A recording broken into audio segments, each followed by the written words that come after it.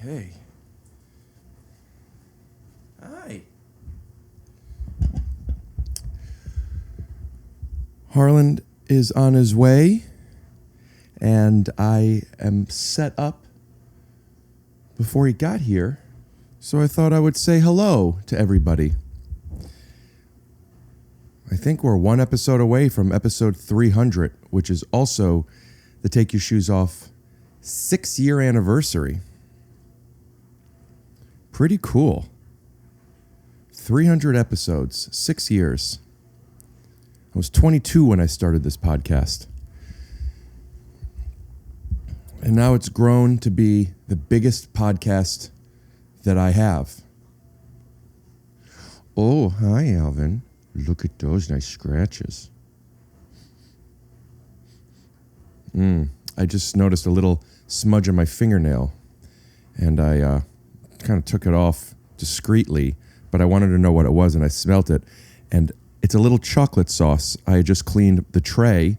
Last night, I had my once to twice a month churro night, and I got a little Nutella dip. Excuse me, Alvin. Thank you. Home sweet home. What's that? Sorry for keeping you waiting. Oh, it's okay. Yeah. I'm bummed. I went to the gas station and that they were doing the switch over, so I couldn't buy a pop. Oh, buddy. You have pops? Oh, no way. Awesome. I was like bummed. Oh, can I have a 7-Up? Yeah, but we also have we have Poppy. Ew, I don't like those. Interesting. Yeah. You know what's that one? That orange one? Open it up. Take whatever you want. Is that a squirt? Oh, how about a squirt? This is great. So I saw Poppy is the biggest acquisition of Shark Tank history. It was originally called Mother. Right. And for $400,000, the investor got 25%. I'm forgetting his name. It's the guy that has drinks and like chips and stuff. And it just sold for almost $2 billion. Wow. I mean, it's a great drink, except for guys like me who have father issues. So yeah. I'm not gonna. You're saying because he kept calling you Squirt? No, it's it's Poppy. It reminds me of my dad, my pops. Oh. So I just can't drink it. Are you comfortable putting it on the side over there? Yeah. I made some room. I just want to make sure that it's not in. Play with this. Make sure that it's not going to hit it. Play with it. Yeah. Get used to where you're putting that. There we go. Let's focus you up. Yeah, let's focus me up and out. Oh, I don't drive. I have a rickshaw. Did you know that? I'm one of those old school. I have a rickshaw. Oh, well, today you're safe in my hands. I'll be your rickshaw. Welcome to another episode of Take Your Shoes Off. My name's Rick Glassman. I thought it was Rick Shaw. Theme music. Scoot doo, blabbity blue, scoop dee. Oh yeah! Mr. Williams. Mr. Wendy Williams. Could be one day. One day, if I'm lucky, if I play my Wendy's right. Wow. They glued. There's something off about them. Hang on. Here.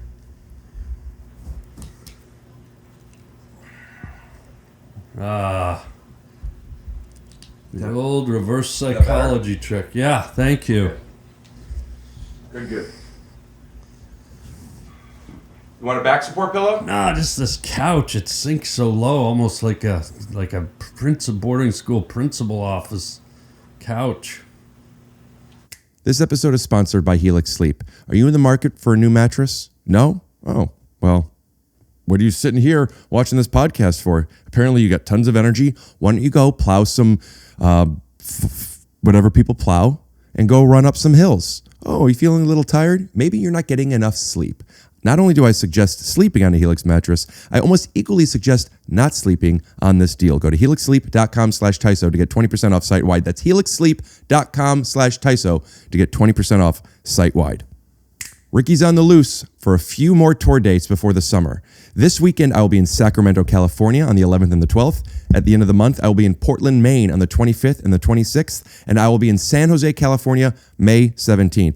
If you want to find out when I'm coming into your city after the summer, go to punchup.live/Rick Glassman and sign up for my mailing list. Also, next week, if you're in Los Angeles, I'm doing a Rick Glassman and Friends show with Esther Bravitsky, Brent Morin, and Jay Larson. I'm also going to be filming up in the green room. I'm going to experiment with a new type of thing of what type of stuff I might want to show you guys. But if you want to come to that show live at the Hollywood Improv at 7:15 p.m. on August 14th, ticket link is the same in the description. And the next Take Your Shoes Off Live is coming May 17th. You could stream it live if you're not in Los Angeles, or if you want to come, you know the deal. Ticket link here.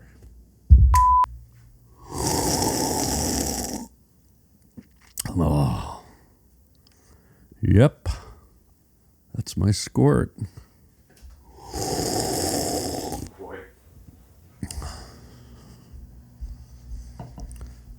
I've noticed a lot of podcasts, they do all this stuff like before you sit down and stuff. But what could I have done before you got here? Be ready? But like, what could I do? Like, I couldn't have had you in focus. You ever hear of autofocus? Yeah. Most cameras have it, guy. Welcome to the 90s. I have me in autofocus. You're in auto-tune, not autofocus. Sing something real quick. Do-wop, bop, bop, ooh-wop, wee, bop, bop, bop, yeah. Perfect tune. Yeah, that's not done in post. No, that is all me. Yeah, that's what I'm saying. You're in auto-tune. Thank you. Not autofocus.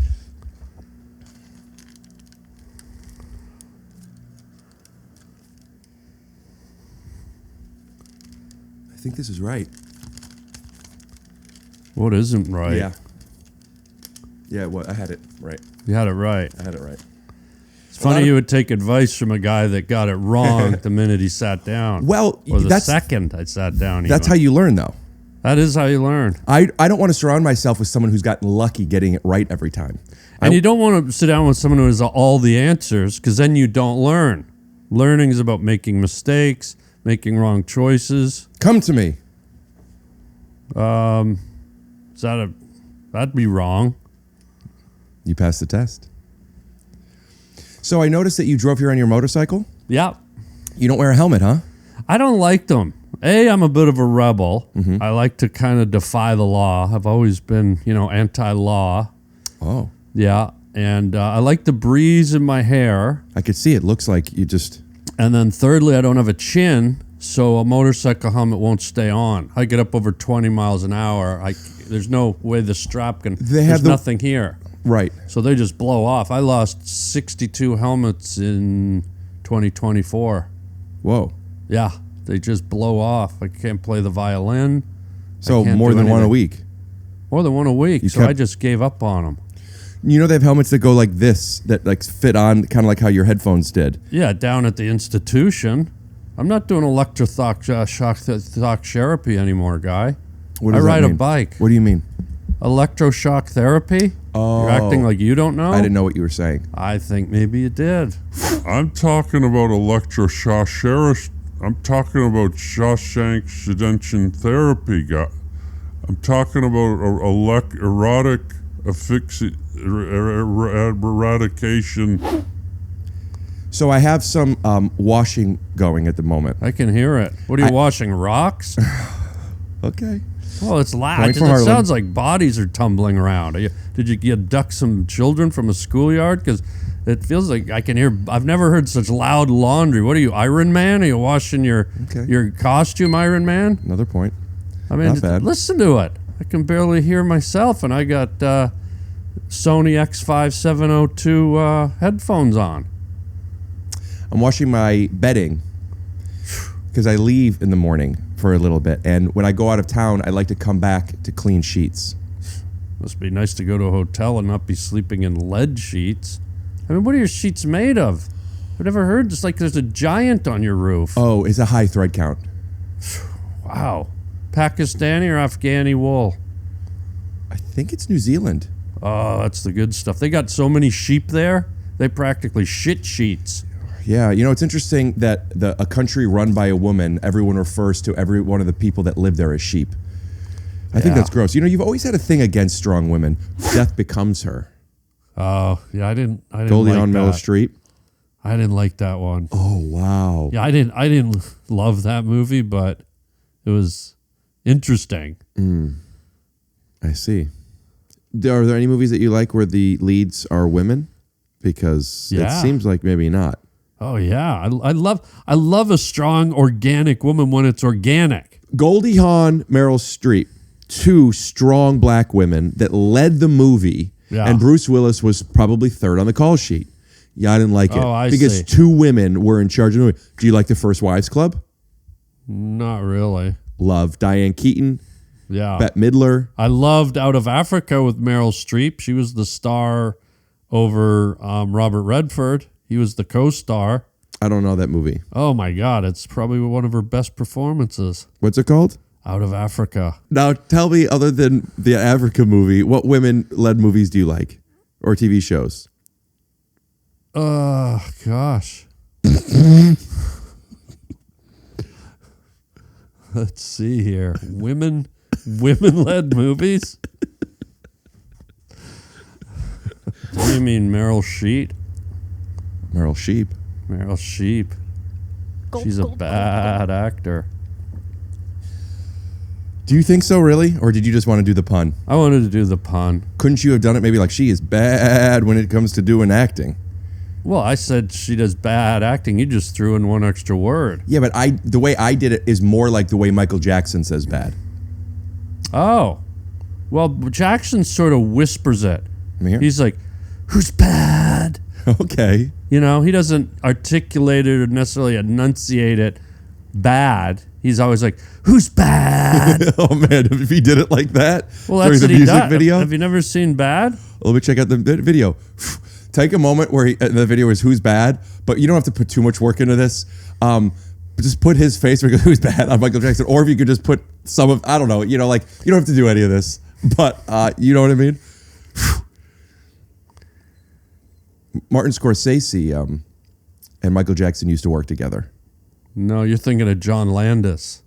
John Landis directed the Thriller video, not Scorsese. Scorsese did the one in the parking garage. Oh. Who's bad? Who's bad? That wasn't Scorsese.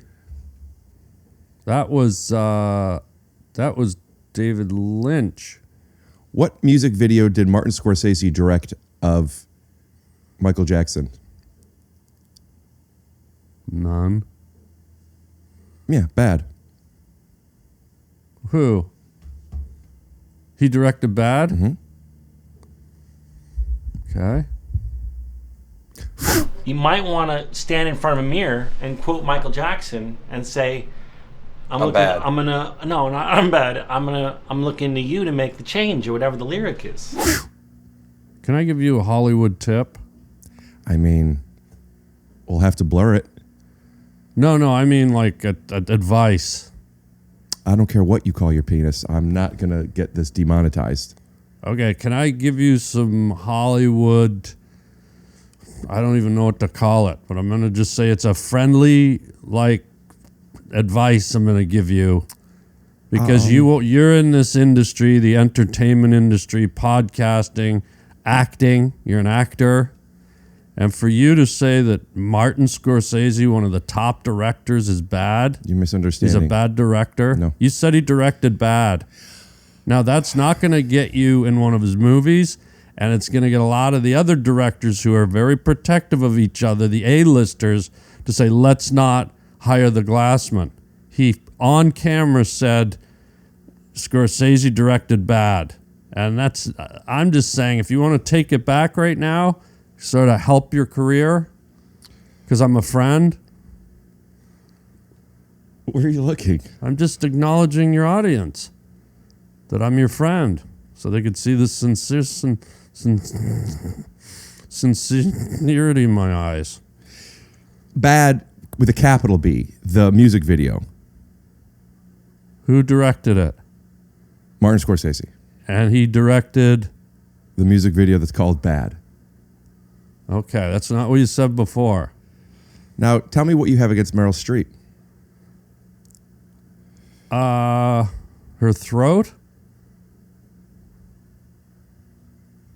You ever heard of Streep throat guy? Hello. You ever had Streep throat? I used to get it almost every December for like 4 years. You couldn't have been happy with it. So I'm guessing you don't like her either.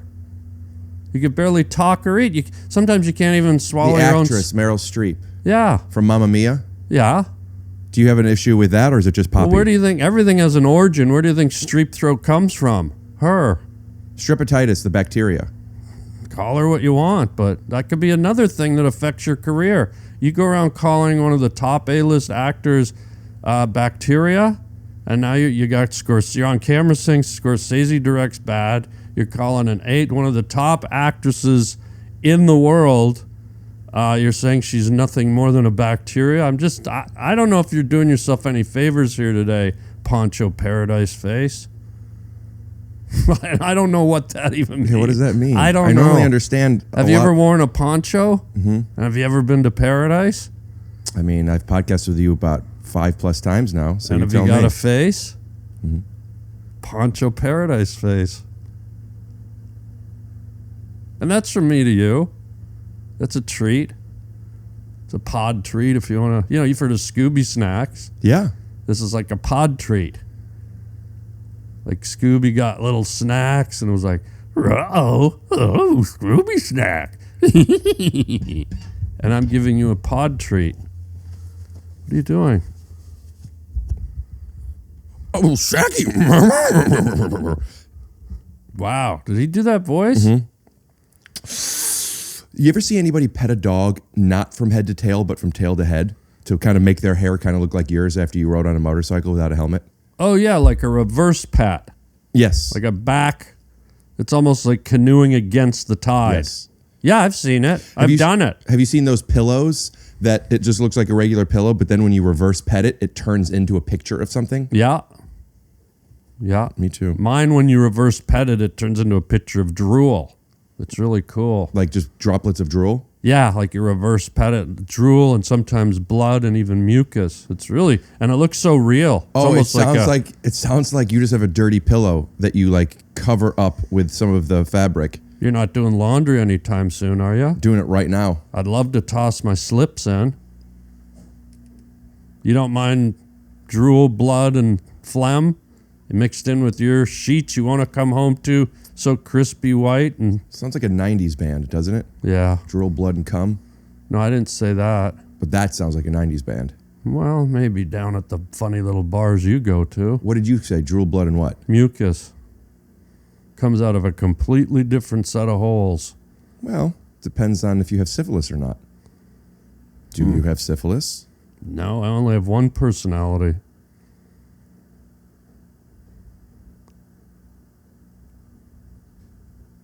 Russian ridgebacks are perpetually brushed backwards. If you pet them the right way, their fur actually goes down. But if you pet them frontwards, their fur's perpetually up. So it sounds like if you pet them the right way is actually the wrong way. Right. Kind of like how bad means good with Michael Jackson and Martin Scorsese, but the way you said it was like you don't think she's a good actress. Careful. You're walking on thin ice here in Hollywood, guy. Be careful. When I think of thin ice in Hollywood, I think of 2 movies. I'm curious if you could guess.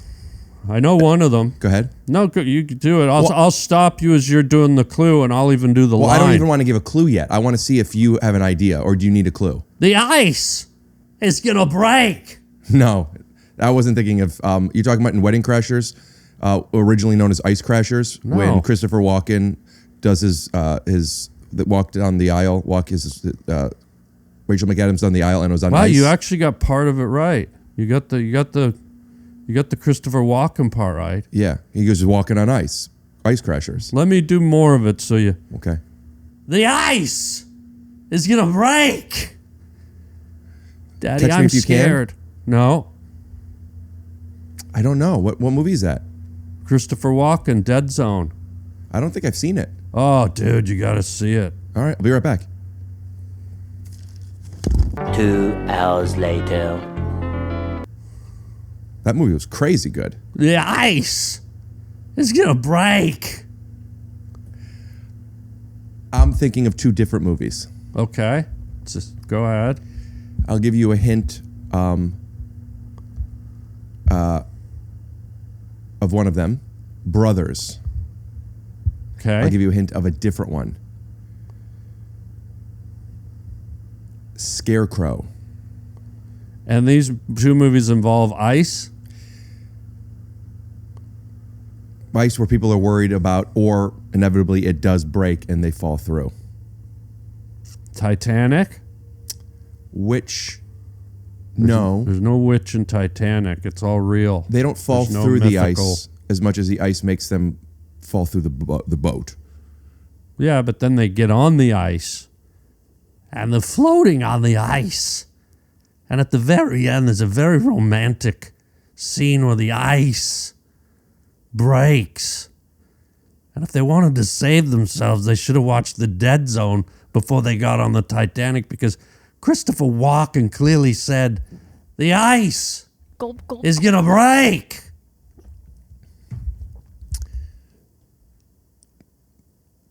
If you guys have any idea what movies I'm talking about, will you leave a comment with your guess? Obviously, I'm going to say it at some point. So if you type it in before you hear it, I'll trust you. Why won't you say it in front of me? I'll tell you. You want another hint, or should I just tell you? Yeah, one more hint. Okay, do you want a hint from the brothers one, or do you want a hint from the Scarecrow one? Scarecrow. Okay. I could while away the hours, reflecting with the flowers, if I only had a brain. Not that, though. Darn it. The other hint is... Oh.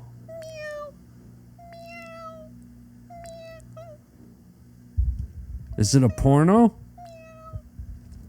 No, but it might not be what you want, but it is what you deserve, maybe. And that's the name of the movie, isn't it? No, but if you get it right, you might feel like you're rising. Oh, I know what movie it is. Texas Chainsaw Massacre. Isn't there a scene where they're in that haunted house and one of the old Dementoids has a ice cold glass of lemonade? Maybe I don't watch the And movies he's you watch. meowing. He starts meowing.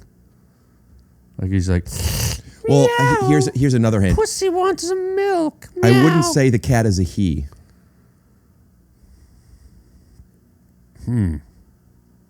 That's a big hint. Would you say the cat's in the cradle and the silver spoon? I would, but not in this situation. What about Little Boy Blue and the And the man in the moon, no. But I Okay. will say that there is a man, and unlike the moonlight, this man more thrives in darkness. Oh, a vampire. No. Friday the 13th? No, sir. Because there's a lake in Friday the 13th. Jason Voorhees drowns in a lake, and he pops up at the end, albeit it's summertime. But if they did shoot in the winter, that lake would be about this deep in ice, this thick in ice. So are you sure it's not Friday the 13th?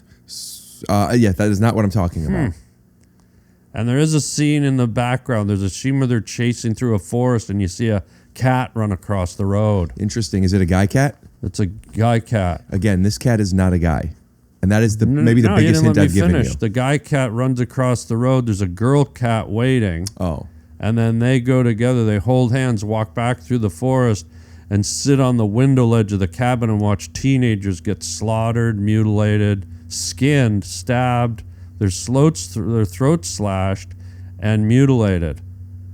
It's like a cat pussy date. Like, yeah, and they're on the... And then they sit there long enough that winter comes and the lake freezes, and then there's ice. This cat is a thief. Oh, okay. I know this movie. Okay.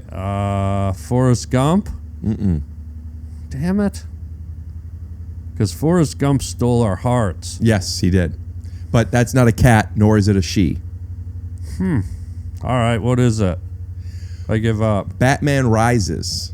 When I told you it was a porn. when Batman Rises. when the Scarecrow, played by the guy from Oppenheimer, has to also a Christopher Nolan film, by the way, has to he sentences them to exile. They have a choice of being killed or exiled, where they have to walk out of Gotham on the ice and they fall through.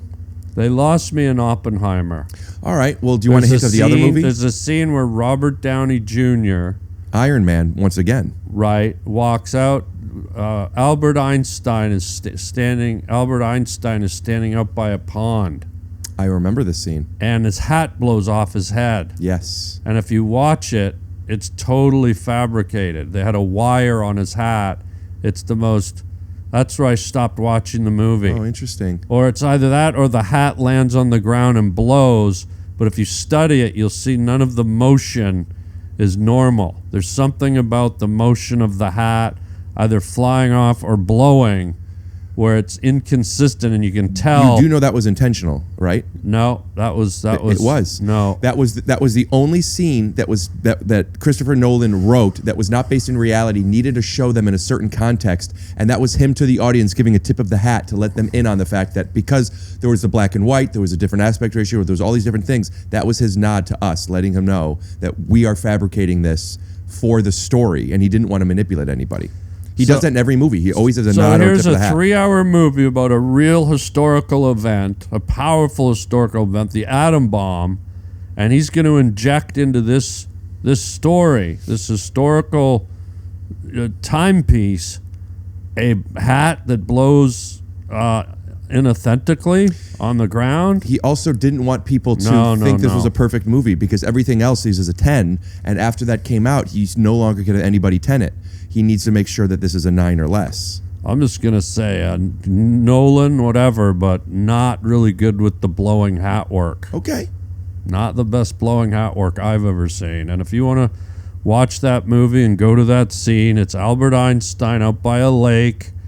I think they're some some mansion or the White House, something, and Iron Man walks out, or Downey Jr. walks out, and just watch the action of the hat. Mm-hmm.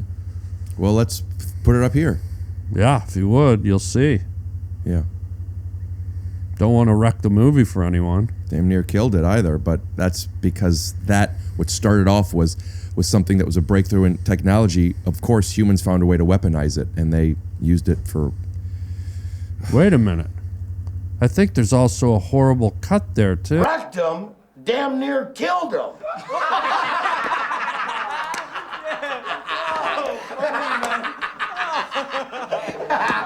I love you guys. Too. There's a scene where they're standing there, and I think Downey Jr., one of them has a cup of coffee, and in one hand, no, this is Meet Joe Black. Great movie. There's a scene where Anthony Hopkins is standing with someone looking out, and the coffee's there, and then they cut and it's gone, and they cut back and it's there. I notice that stuff all the time. Yeah. It's crazy, but it just happens. In The Big Short, when the what's her name who plays Barbie, Margot Robbie. Oh God. She's in the bathtub with bubbles, and she's talking about subprime mortgages, and there's like champagne, and sometimes it's in her hand, sometimes it's not even. It's like all over the place. Well, I'll go even further. In one shot, there's 86 bubbles in the foam. You count the bubbles and notice, and when you come back, there's 63. Yeah, that's a tough. That'll be a tough thing to keep continuous. I know, but I look for these things, and I'm not trying to wreck the movie for anyone. Sure. But if you're gonna do a movie, do it right, or you'll damn near kill him. Point for me, 2-1. Speaking of movies, and I'm excited to. Can I do a first on your show? But before you do you mind if I'm your wingman and I set you up? Well, this is something you don't know about yet. So you don't want me to be your wingman? I do, but I think I know where you're going. But this is something this totally is the different. first time I've told anyone. Let's go. So you won't. I just didn't want to bury the lead. We'll get to it later. Go on. I just got cast in the next season of White Lotus. I just found out. Mazel cool? tov. Yeah. Yeah. I don't know if you're being serious, and I haven't watched any White Lotus yet to ask you any questions. Oh, okay. Then let's move on. Even though everyone on your watching right now is probably drooling chomping at the bit, but well, you know what? You just go ahead and move on. I'm going to assume that you are serious.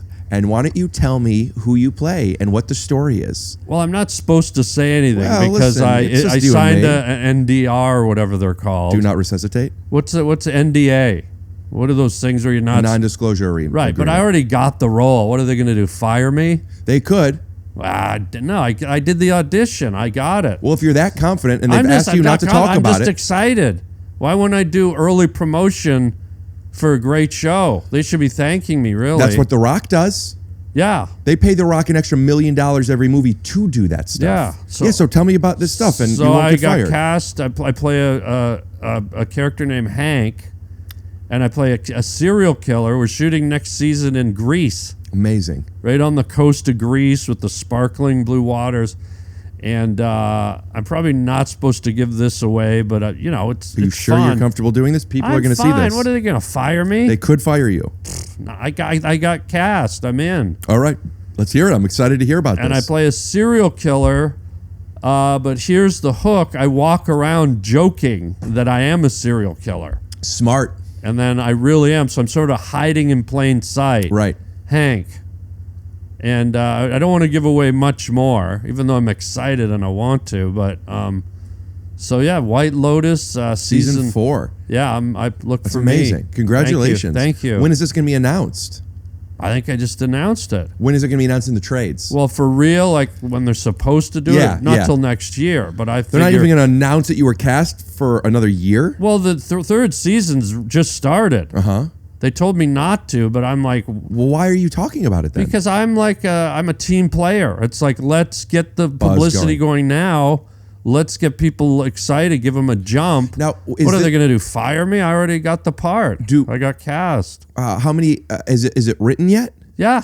Have you read the whole series? Just the first episode. So it's revealed that you're a serial killer in the first episode. Yeah, this isn't a big spoil. The creator, Mike White or whatever his name is, I don't know what it is, but the creator, he sat me down and said, "This is going to be really funny. You're going to kind of joke it off that you're a serial killer, in the group dynamic they call it. He calls it group whatever his name is. Who's the creator? Mike White, that guy." And he said, so you're going to be sort of hiding in plain sight, joking, you're a serial killer. He goes, I want you to play dramatic. He goes, I know under all your pain and hurt, there's a dramatic actor in you, Harland. I know you're a funny guy.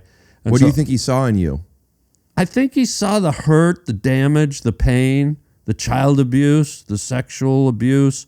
And he said, Harland, you're using your comedy to mask so many things. I want you to tap into all that pain when you almost committed suicide as a child 7 or 8 or 9 times. How old were you the first time you tried to commit suicide? Every second year. And then I almost tried it in a leap year because I thought that would be appropriate to jump off that was the one that I wanted to jump off the building. How old were you when you first almost did it?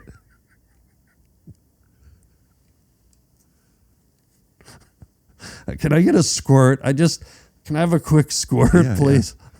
Yeah. God. I didn't realize that you were sexually abused. Oh, all of it. And this is where my art comes from. So thank God I was. So the squirt matches your shirt. Yeah. I like that. Yeah. Oh, my button's undone. So when Mike White knew, is that his name? The creator? Yeah. Mike White, yeah. Mike White knew that you were sexually abused, or you could tell that there was something. All of it. I think he's very intuitive. He's very insightful. And I think what he said, I know you're a funny guy. I know you chuckle, giggle, ha, ha, ha. But let's dig into that suicidal, depraved, unnourished, brutalized childhood that you had. Is Hank that way as well? No, Hank, he wants me to tap into all that horror that I lived through as a kid, but he called it Mixie Melt. I think they also have those at Taco Bell, a Mixie Melt. Have you ever heard of those? No. So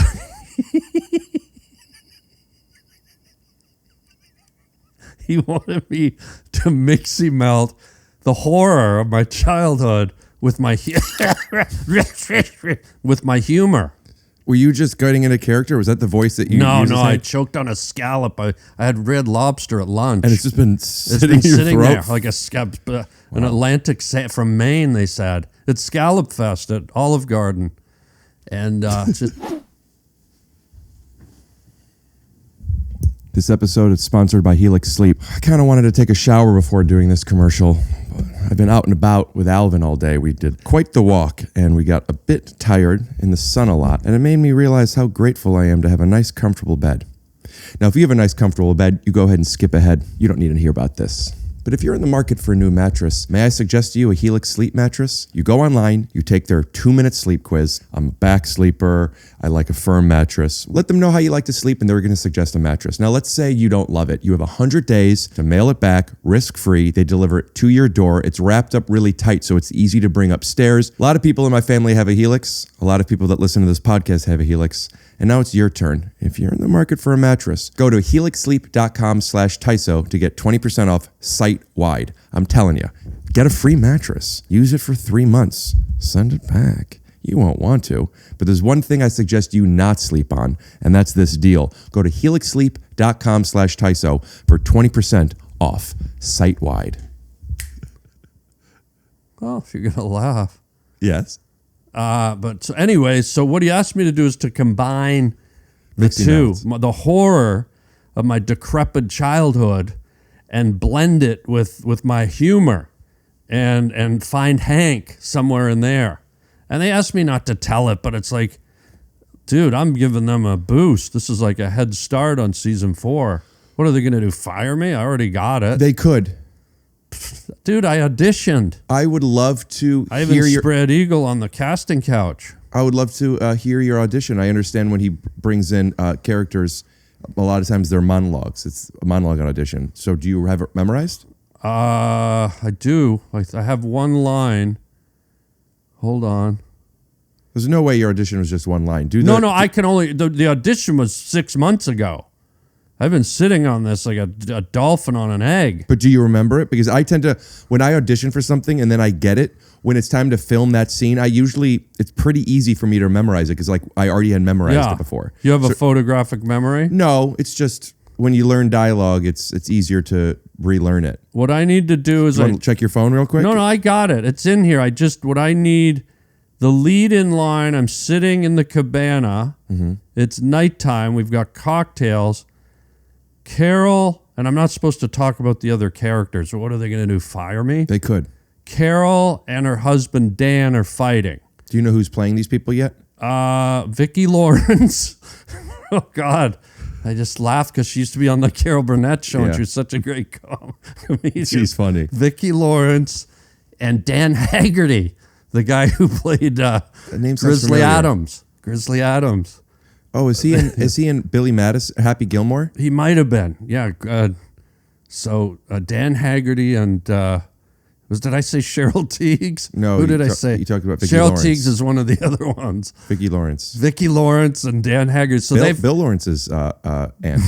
They had a brouhaha in their room. That's when you're laughing and drinking beers? No, that's when you have a fight, a domestic fight. Oddly named. Yeah, it comes from a baseball term. Oh, when the Bruins would beat up and then laugh at them. Yeah, right. Brouhaha. And so what happened is they have a fight. She comes down to the beach, to the cabana. Mm-hmm. I'm already there, sauced 7 ways to Bakersfield. And I'm sitting there with a tequila on rye. What is that, like bread? No, it's like the alcohol rye. On rye? Yeah. It's a drink. I thought maybe because like it was on bread and that's when you have a toast. No, it's this is what was the name of the creator? Mike White. He said Hank would have his own drink, so he has tequila and mixes it with rye. Yeah.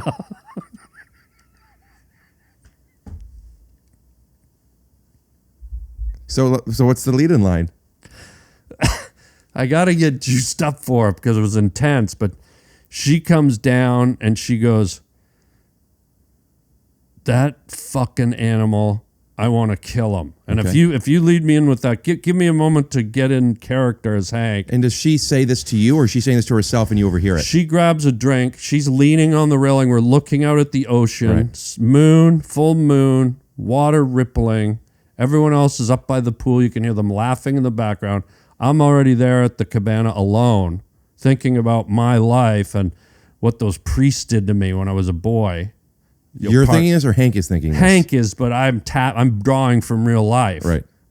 And then she comes and she's clearly visibly upset, a little bruising under her left eye. Wow. She goes, that Paying animal. homage to the chasing of waterfalls. Right. And she's. Left. Yeah, left eye. Yeah. And she says, I hate that animal. I want to kill him. Mm-hmm. So if you give me like 30 seconds. No F word? No F word? She didn't know. Oh. So you give me about 20 seconds to just get into my space, what I do, my method. And then you just hit me with that line. You got it. And then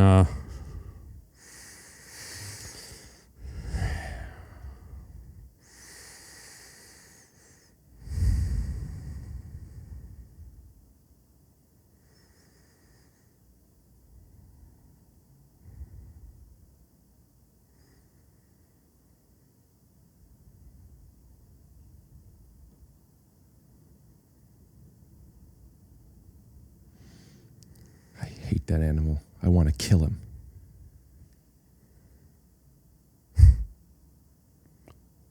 yeah. I can arrange that for you. You know, life's overrated anyways, isn't it? I've lived a long life. But have I really? Yeah. I think I can take care of that for you. What's your room number? You want it done tonight? Or when the sun comes up? Whoa. Can I have another 10 seconds just to get out of it? Wow. I thought I'd come here and just announce it. I didn't think I'd give people a sample of what I'm going to be doing on White Lotus Season 4 in Greece. What'd you think? It was really good. I don't know what. Right? Yeah. And that's why what are they going to fire me Does after that? Does she want you to do it tonight, or does she want you to do it when the sun comes up? I don't want to give anything away. I signed an NDA. Okay. Yeah, but White Lotus Season 4, Grease, Hank, the serial killer. You know, hiding in plain sight. Yeah. Kind of makes me think of like Walter White, like Mike White, and he's doing that hiding in front of plain sight when his brother-in-law is DEA. Spoiler alert, not really, and his name is Hank. I wonder if there's some type of thing that Mike White is taking from all of that. Well, it also reminds me there was a slow kid in our neighborhood, like a dementoid, borderline. Dementoid, that's Harry Potter. No, it's sort of Tard. There was a kid in our neighbor, Melvin, and we'd play hide and seek, and he'd hide in plain sight, and we'd catch him like instantly. Where would he He'd hide? just stand there. Everyone else would run, and he'd hide in plain sight, and we'd instantly. Do you keep in touch with Marvin? No, he's in the ward. He just got worse. Like it just got. How do you know? Oh, all the kids in the neighborhood know. We had like a reunion, and he just descended into madness, sheer madness. Yeah, he's in a room with a barred window and padded walls. The other movie on Thin Ice, I was thinking it was Four Brothers. He was a Scottish boy. Sorry, go ahead. Four Brothers was the other movie with ice, where they cut a hole in the ice and they walk out on the ice in the lake, Michigan. Also, a pizza place in the valley here. What? Four Brothers up on Sepulveda. Delicious. Really? And they serve ice cold lemonade. How weird is that? I almost exclusively drink water, but if I'm going to have a treat drink, I think my favorite is lemonade. Oh, it's just water, but it's yellow. Yeah, well, it's like making the best of a situation, you know? How? Well, when life gives you lemons, You do what? you make lemonade out of it. Oh, I thought you were going to say you get AIDS. No. Okay. Did you know, and I've mentioned this on the podcast before, but I didn't know Paul Newman was an actor until after I was a fan of his lemonade and thought he was the lemonade and Italian dressing guy. Oh, wow. Newman's Own. I used to love Newman's Own. I probably still do. I just don't get it. Now I've been drinking more of this Matt's something. Some lemonade called Matt's something. I felt Newman's Own was very limited. Like, yeah, they had great lemonade, wonderful spaghetti sauce, fabulous popcorn. I liked their Italian dressing. Now, this was back before I knew what was what. But what about maybe it's still good? Newman's Own crack, Newman's Own heroin, Newman's Own prostitutes, Newman's Own syphilis. Like, why did he stop? How do you mark? foods? Those are not legal things to sell. Well, there's crack. You can't sell that Well, unless you're talking about Pringles. Can't just have one. Well, Remember their if you're slogan? talking about the criminal element, I hardly think they're worried about copyright infringement. Well, if they're no. going to sell heroin and methamphetamines, do you think they care about a little copyright infringement? I don't know what a methamphetamine is. It's like that stuff the Chinese are sending over. It's killing people. Is that like amphetamine that breaks the fourth wall? No. Methamphetamine is like that drug that's killing everyone. You smoke it. Interesting. Different than methamphetamine. It's this little sister. They call it the bastard sister. It's Interesting. even more lethal. Because Interesting. most people can't even say it, let alone do it. Yeah, all these things you're talking about, I realize that Michael Jackson does have an inverse version of it. Like, he has the smooth criminal. And, like, Yeah.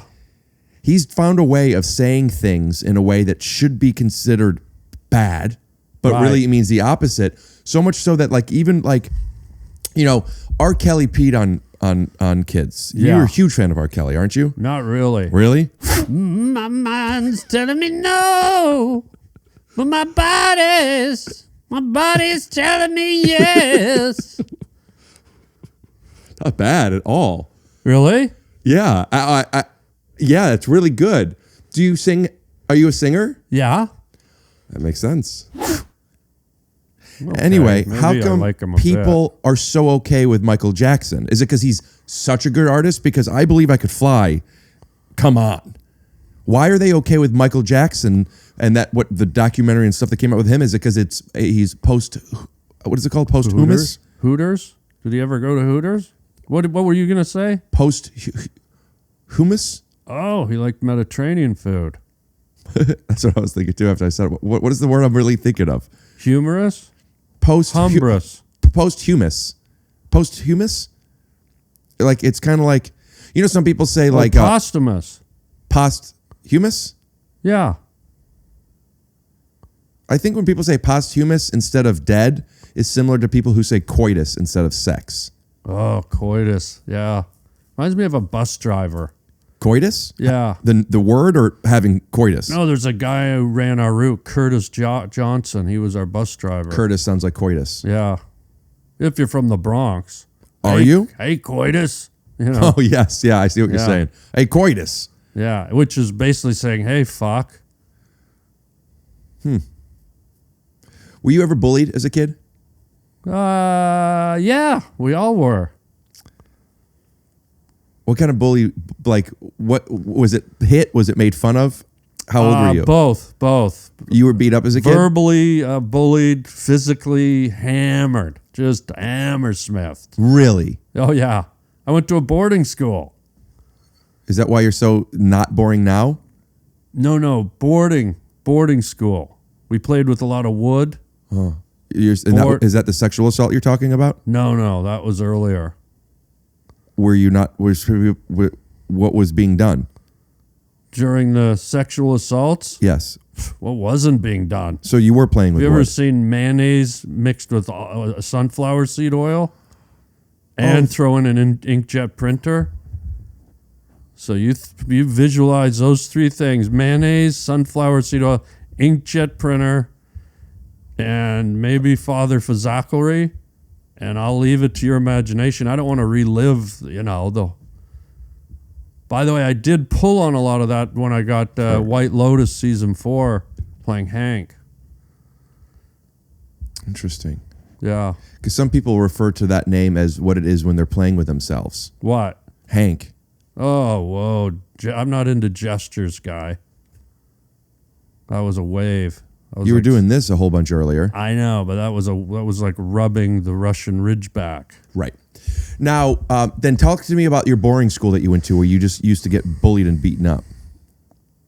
Literally, you could be laying in your room. This happened to me a few times. I'd just be laying in my room on my bed Do you have studying. one roommate? How does it One roommate. Explain Sometimes a boarding two. school, what this looks like. So it's a school with 150, 200 boys In Canada. in Canada. And they're all there, no parents. How old are you when you started going to boarding school? 11. 11, so to that's like 15. 5th grade. Yeah. So 5th grade until... No.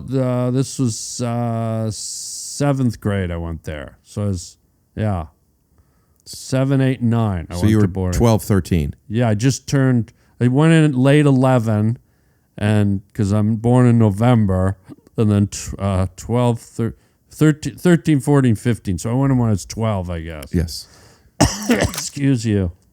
So 12, 13, 14, 15. 4 years. Yeah. And why? Your parents wanted you out of the house? I think so, yeah. Were you trouble? A little bit. Were you trouble, bad trouble, or were you trouble, hyper trouble? I was probably heading to be bad trouble. Ooh. Yeah. What were you doing? Were you smoking? No. Just let's just say there was trouble brewing. Okay. So I was sent to boarding school under the guise of we want you to get a better education, but I think it was really to get... I don't remember. Do you have siblings? You have a sister, right? 4. Right. Did your siblings go to boarding school? No, just me. Really? Just the boy. The boy. Where are you? An older and younger? I'm an Oreo. So you had Call it an other Oreo. kids did a good job. Then they're like, Harland, he needs a better education. He's not smoking cigarettes per se. But, Yeah, I wasn't. But we ain't talking coffee when we're saying troubles of brewing. We need to send him away for 4 years. So there's 150 boys. Yeah. Sometimes you have one roommate, sometimes you have two, and you're there for what, 8 months? I got a funny story for you. But anyways, no, it's there all You want to tell year. your funny story? No, let me tell you about sometimes I'd be laying on my bed, and some of these kids were, we were all mixed in together. So some of us were young kids that hadn't even gone through puberty, and the grade 13 boys were full-grown mustaches and almost fully developed men. Grade 13? In Canada, we had grade 13, yeah. Is that an extra year? Extra or does year, it start? yeah. So people graduate usually, except for you're young for your age, for your grade, but people would graduate at 19 years old in Canada? Yeah. Huh. And so sometimes this happened to me, I'd just be laying on my bed studying, and the door would kick open, and a full-grown, 6'2" guy would just come in and just start hammering. Just like, you just take a beating, and you just gotta, and then out the door, just hammered. It was wild. Do you remember who that kid was? I remember exactly. There was a few, but I remember one guy was huge. I think his first name was Jim. Mustache, everything. And he just, rager, just boom. It was wild. When it was happening, did you have an idea of why he was doing it? No, that you didn't need an idea. You just, it was happening because it was happening. So it was a hazing thing. It wasn't, hazing. we hate Harland. They did it to other people too? Oh, yeah, yeah. Yeah, it was a thing that they just It was did. like a power move. It was like a hierarchy. It was like, it's like in the Pride of Lions. It's like the... Did he beat up another kid that was your roommate? Probably happened. You only remember the ones that happened to me, but I'm sure my roommate got it. You don't too. remember ever somebody walking in your room and beating up your roommate and then leaving? Oh yeah, probably. Yeah. Is that why you're so tough now? Why'd you look away? I was just making sure that the camera was going. I hadn't looked in a little bit. Oh, okay. Looked away when I said, "Are you tough?" So I guess the answer is no, based on how thin your skin is when somebody looks away from you. Pretty much. Sad, really. I think I would have grown a tough hide, but... Do you think that you did toughen up some while there? Hell yeah. What People say bullying's bad, which it is. It's horrible when you're going through it, but I got to tell you, it sure prepares you for the world. You were efficiently bullied, you're saying. You're saying it, yeah. You're saying your bullying worked. Maybe some don't. No, it's horrible across the board. You wish it didn't happen, but if you look in nature, everything goes through a hierarchy. Whether it's hummingbirds, whether Explain it's lions. the hummingbird hierarchy, please. Well, there's aggressive, territorial, How's that matriarchy? hierarchy? Well, they're fighting for their position. Who's the top hummer? Have you seen Who this? can hum the best? I didn't know about that. Oh yeah, I've seen it. Hummingbirds are very violent. They bomb each other. They're almost like missiles going through the air. Whoa. Yeah, watch it on YouTube. You can watch for hours. if you're into hummingbird bombing and Is that what it's called? Hummingbird bombing? hummingbird aggression, hummingbird Hummingbird aggression. running. Yeah. Oh, like even bees and most animals, there's a violent pecking order, a hierarchy they call it. It's where you establish who's in charge. You look at packs of wolves and you look at ant colonies, even termites, the wood eaters, they call them. Yeah. They'll fight over a twig like two Siamese twins fighting over a tampon during menstruation. Two Siamese twins. Now, Siamese twins, they more traditionally have two heads, not necessarily two vaginas, but that probably could be a thing, right? Right, yeah. It's called double bubble syndrome. Now, when they have more of their own things, there's more of a chance that they will have a surgery to be separated. Siamese twins are conjoined twins. Are those two terms synonymous? Yeah. Like that movie Stuck on You? Do you remember that movie? Yeah, Matt Damon and Greg Kinnear. Yeah. And if I remember correctly, it was an actually really good movie. I remember oppositely. I didn't like it as much. Now, is that because you don't like women actresses? And if that's the case, do you feel better about Eva Mendes because she has the word men in her name? Did I say I didn't like women actresses? Yeah. When? So you voted for Trump 3 times, and that's the only time you've ever voted? Yeah, ever in my life. You never even called in an American Idol? Nope. Huh. None of it. Yeah. I just like people who get stuff done. That's what those guys and women are in place for, to service the American people, to get things done, improve our lives, run things efficiently. What women in government do you like? In government? Because you said that's what these men and women do. Yeah. What women do you like, and what is she doing that you like? Hold on.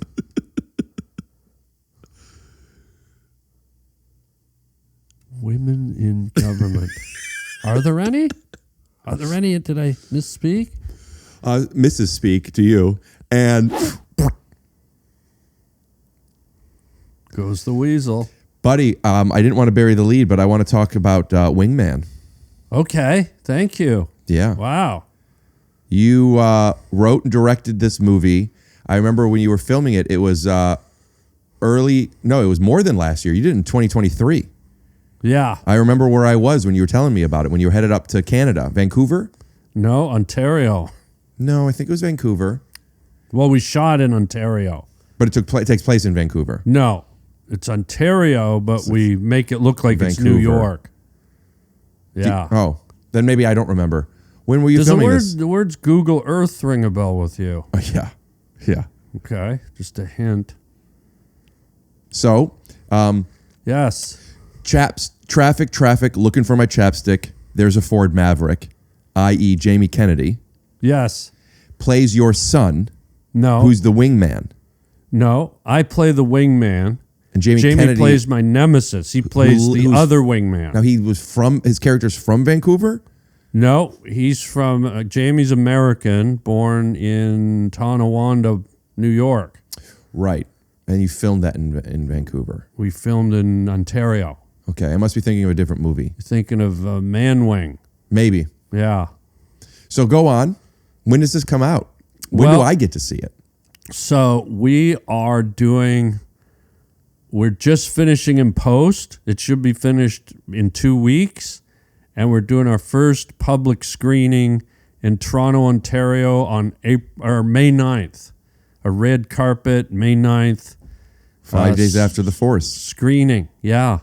In Toronto, Ontario. And tickets are available. People can come and see the movie. It'll be my first time watching it with an audience. Well, next month, if you're in Toronto, May 9th, you can get tickets. Link in the description. You'll send me the link for this. Yes. And have you screened it yet for people to see? Nobody's seen it. That's You're why not I'm done at all. terrified. It's a low budget movie, so we What was your haven't done- budget? It came out at the end at just over 2 million. Cool. But we didn't have time or resources to screen it. Nobody's seen it. You haven't done any. None. Now, why not? Why not do that even with your peers? I just haven't had the time. We haven't had the resources. So I'm just going on God's good faith that it's a Whoa. good movie. I'm terrified. Are you happy? I'm very happy with it, but who isn't when they produce their own work? I leave it up to the public. Ray Romano was not very happy with his last movie. I happen to have, I don't really know him, but I did this thing and I was with him once and we were talking about, I'm forgetting the name of the movie. Eric Griffin was in it. I really liked it. Oh, good. And he was like, I don't know. He was like so like Jewish, even though he's not. And I feel like I've heard other people, I'll tell you why I feel so good about my movie, because of my actors. My actors did such an over-the-top job. Russell Peters, Jamie Kennedy, Evan Marsh, Kayla Wallace, who's in that new Billy Bob Thornton nice that you have at least one woman in there. Oil Men series. Do you know the name of her? Landman or something. So she plays the beautiful lawyer, his tough lawyer. And like all my actors just... You're going to want to watch it just for them even. They did such an amazing job. So I'm just like really, I feel good about it, but I always leave it up to the world to decide. I could think it's the best thing in the world, but if people don't like it, it doesn't mean much. How'd you feel about what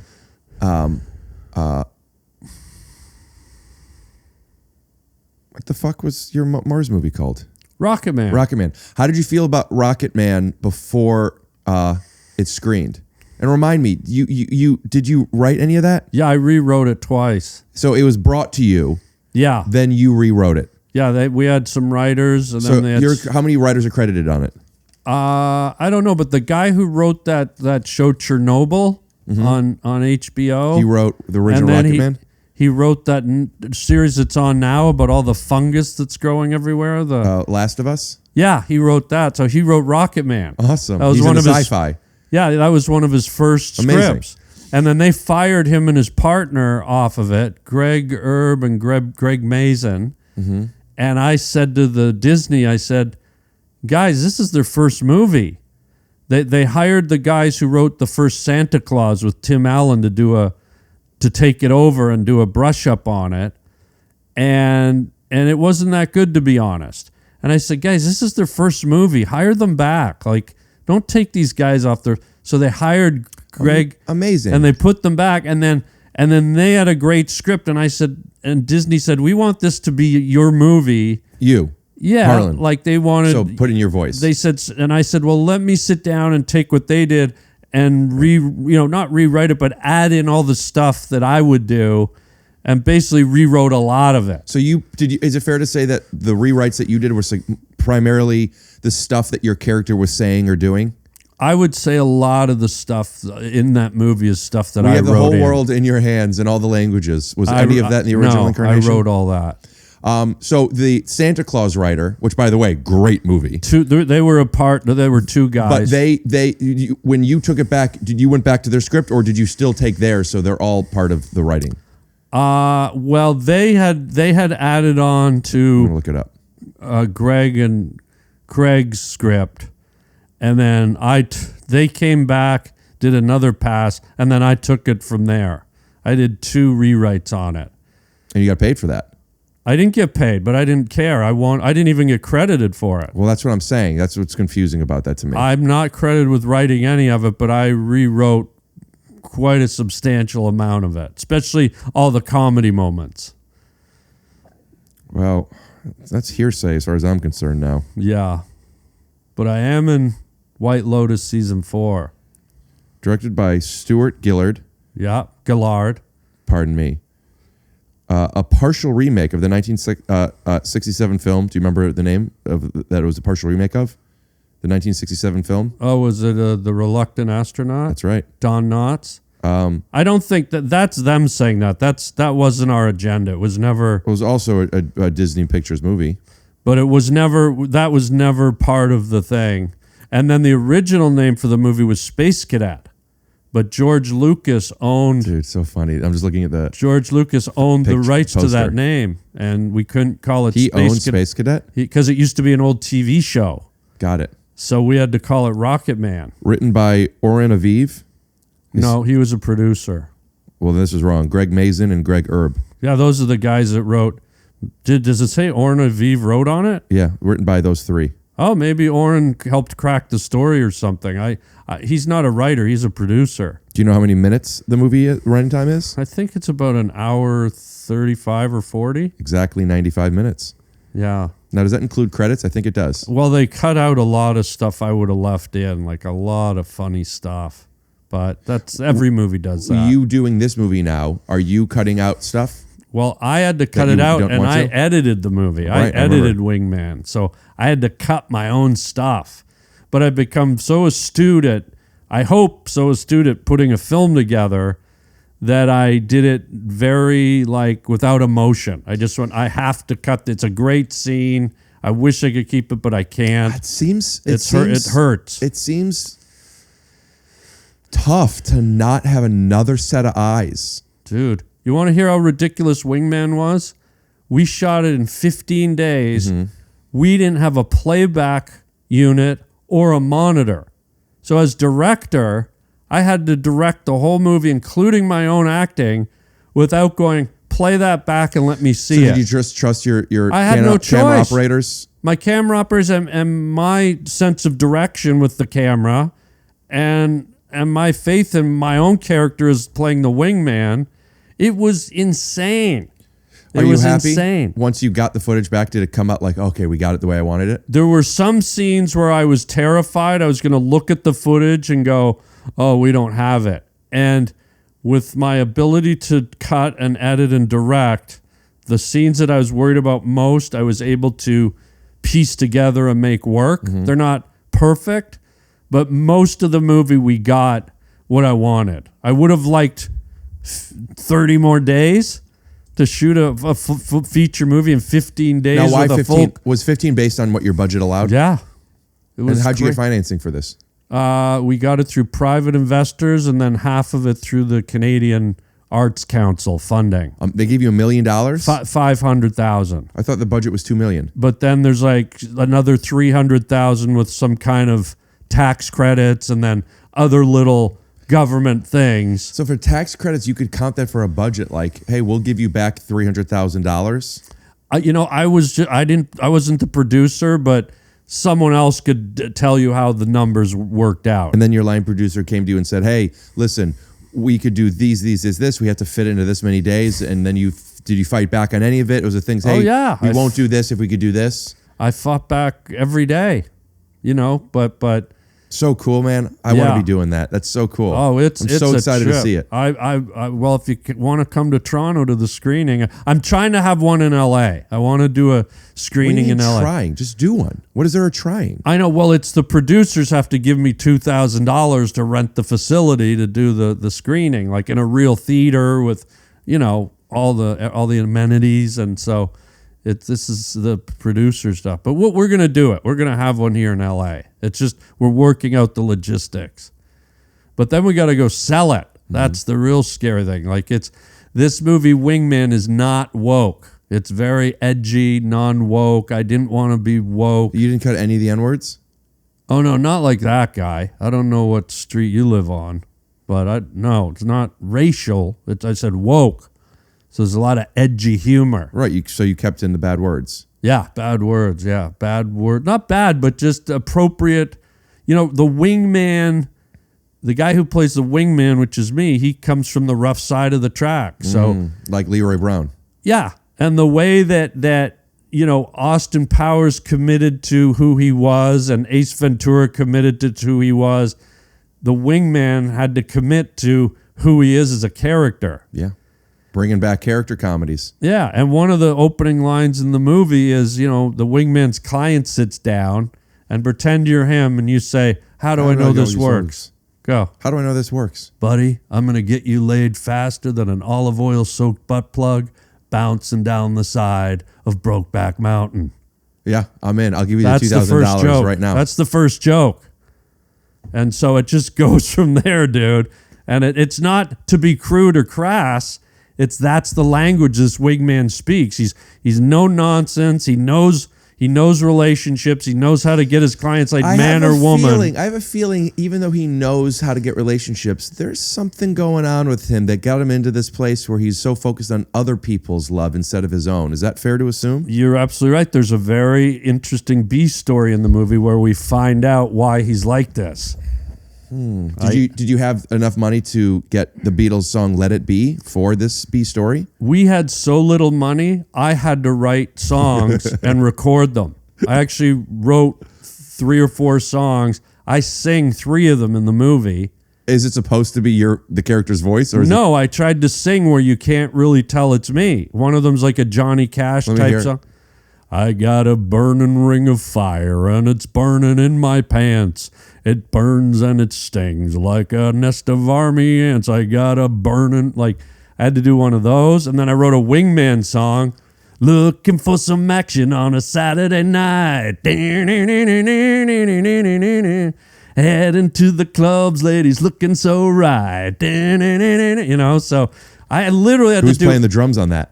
I think we had a quadriplegic, so it wasn't very good, but it still sounds all right. But we couldn't afford a real drummer. But anyways, why is that not a real drummer? You get a discount if they don't have arms. Like if you have a drummer with no arms, you get a real good rate. What did they play the drums with? Stumps. So it's a lot of the bass. So there's no drumsticks. No, it's a lot of the bass, that big bass drum that you hit with your foot. Do you know that guy on Instagram? I follow him. His hands, he doesn't have hands. He just has his hand is just like one big thumb. Right. And he's always tapping stuff before I saw him hitchhiking on the way over here. I don't know if you know what I'm talking about. I almost picked him up. One of the biggest thumbs I've ever seen. He's always trying Wendy's or he's getting unboxing stuff, and he opens a straw a certain way. Oh, and he's drinking Mountain Dew. I follow him. He's it's great. I just don't remember his name. He's he's telling you about the new Baconator, and he's showing you some new donuts and stuff. And sometimes he eats stuff and it's hot, and he has to eat it the way he does it. He has to put it on his hand, he has to put it on his hand thumb, and hold it like this, and sometimes it'll be hot for him. And I'm like, oh, let it cool down, buddy. Oh, and does he review the items? Yeah. Is he is he doing this with his giant thumb? No, he more tells you. He normally Why likes... didn't he just do this if he's got a giant thumb? Because he's using it to eat. He eats off the thumb. Correct. Like his hand. Like a crab claw. What's the guy's name on Instagram who has thumb for hands and he taps stuff and he eats Wendy's a lot? Jesus. If Google finds it, dude, that's incredible. His name is Real86Hands, Martin. And he's got 1.1 million followers. Wow. And he's always tapping stuff. Huh. Here, take a look. So he has a lot of sex? No. Here, you'll see. My brother made hot dogs in the smoker yesterday. Oh, okay. He's got they're not even fully developed arms, sort of. It's like an arm with a kickstand almost. Is that what it is? I can't see it that well, so I'm not making fun. I'm just... Let me... Oh, he does... It's like little flippers, like a dolphin. Oh, wow. Wow. Oh, yeah, he taps. Wow. He'd be a great safe cracker, this guy. How you figure? I don't know, just that he can, or a scalp massage, or... I'm not going to... I don't do hand jobs, but, I mean, if you're into that, he'd be your guy, I think. Here, I'm sending this JonMichael for Harland picture. Let's see if I have that on my phone. No. Yeah, hashtag tap, tap, tap. Tap, tap, Look tap. he opens a soda with a thing, taps the soda, drinks a Sprite. He does it like this. He holds it like this and uses his elbow. Incredible. You gotta tip your hat to a guy who can do that kind of stuff. Christopher Nolan. Limited resources. I remember I saw a documentary once of a woman.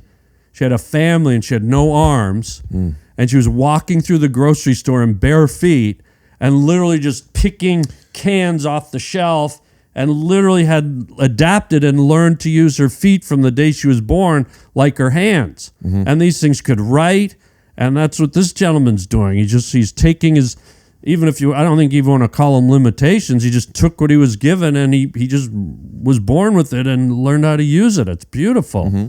It's kind of like me with my method acting when I'm on like White Lotus and doing that stuff. What do you mean? People thought it was a limitation, but now you realize it's just a gift that you have where you could it's just the gift, the deep acting that I have that I do. My art that people see. And it's just you're born with it. I just noticed your shirt is that a Bigfoot? That's Sasquatch. Yeah. You have an interesting relationship with Sasquatch. I'm remembering, but I don't remember what it is. What is that? Well, I'm listening. I'll be back. Well, I'll just take a second to have a squirt. Where are you going? I want to go pee. So you're gonna have a squirt too. Now I don't know if I want to drink this. Could you close the door? Yeah. Should one drink a squirt when one is just inches away squirting? And they're pretty much the same color. I don't know if this is a good idea, but here goes nothing, said the urologist to the Pineapple King.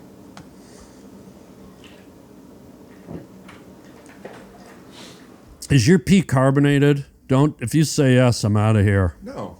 Okay, thank God. You know, when you have a lot of bubbles in your pee, it actually means you're taking a lot of protein. Now, I don't know if that's true, but I believe that's the case. Oh my God, okay. How are your glasses doing? Yeah, why do you ask? Because I'm doing something really exciting. I started a startup. And it's called Slide Eyes, and it's very exciting. Slide Eyes. And what it is, I don't know if you're familiar. Are you a student of ichthyology at all? I don't even know what that means. It's the study of fish. Nope, I'm not. You're not an ichthyologist? No. Well, let me tell you something. There's a couple of species of fish called the flounder and the halibut.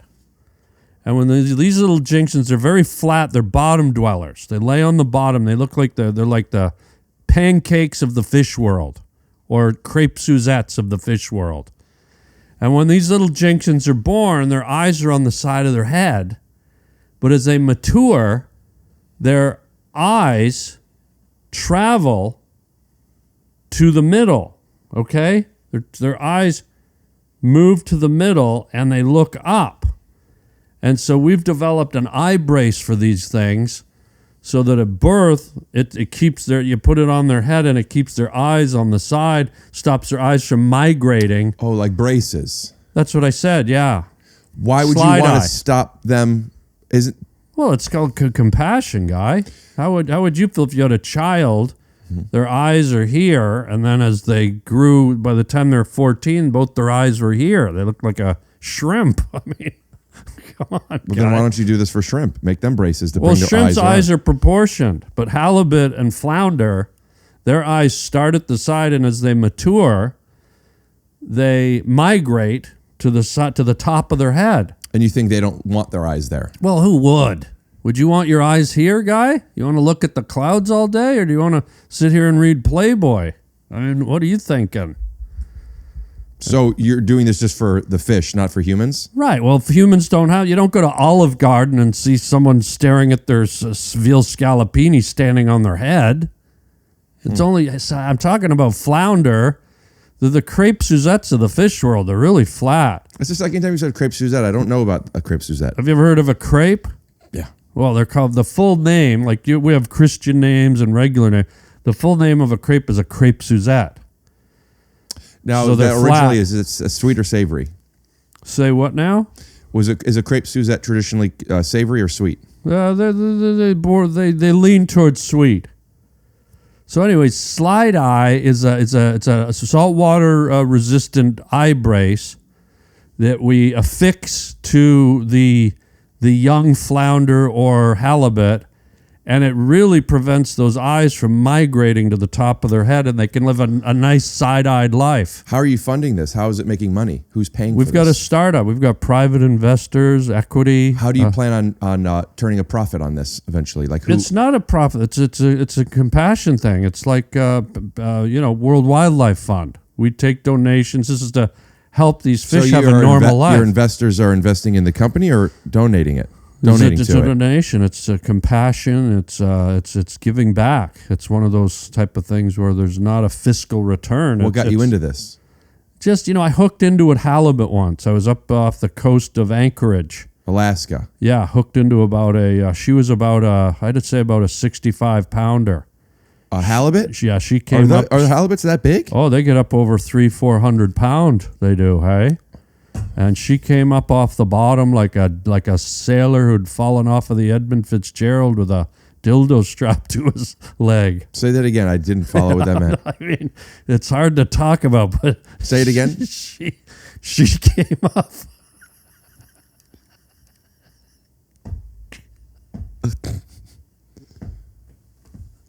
She came up like a sailor who fell off the side of the Edmund Fitzgerald with a dildo strapped to his leg. Oh. Yeah. That just made you, and you saw, and the eyes, that size, point, the eyes were right. They're right up top. So that sucker not only was led to its own death, but it had to watch as it ascended to its own death. And we pulled her up, and that was when I was like, let's do something here.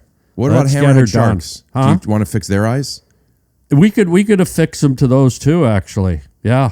And you'll move their eyes somewhere else? Yeah, squeeze them in so they have like a blunt face, like a bull shark or. Do you have any video thresher that shows this? Any studies that we could put up that show why this is good and how it works? We don't have anything. Like I said, it's a startup, so we're just getting our funding together now. We've done research. We don't have anything online. We have shown it to investors, and it's funny to call it online. Yeah, like you hooked it online. I know, isn't that ironic? Mm-hmm. Do you know what the word irony means? Well, it seems like what you're doing is it's reaming their eyes. Yeah, nice way to put it. Yeah, nice. Well, you put it that way. I just recognize it. But isn't God funny the way He would let all the other fish be side eye, but creates a couple of dementoid species. Harry Potter. Well, they got the eyes that migrate to the top. It's almost like akin to the kiwi or the ostrich, flightless birds. And you got to ask, why would God do that? There's no swimless fish. Flightless birds are apex predators. Really? Yeah. Well, explain. Have you ever seen any animal eating an ostrich? Yes. What? Big predatory cats.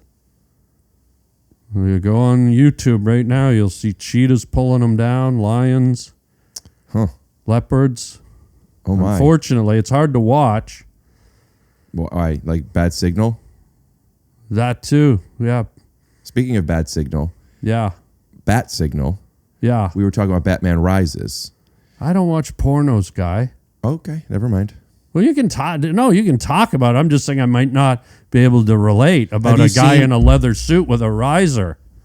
I don't watch that stuff. It's not for me. But what do you want to say about it? I'm just wondering what your thoughts were on Anne Hathaway in that movie, because I know you don't like women. Well, is she really a woman? In today's environment. Do you like the movie Devil Wears Prada? No. I do. And they're making a second one, and I'm really excited about it. And if anybody out there knows anybody in production, I would like to do background work on that movie. Why not just say you want to be a main actor? I would love to, but it's easier to do background. It's going to be tough after what you said about Scorsese and Streep. No, you said it about Streep. Well, you said she's a bacteria, and then you said... No, I said you said Strep is a bacteria. Scorsese directed bad. Strep is a bacteria. Streep. It's not. I think if you play the tape back... Strep is a bacteria. Streep is fantastic. Okay, I hope you have your SAG card.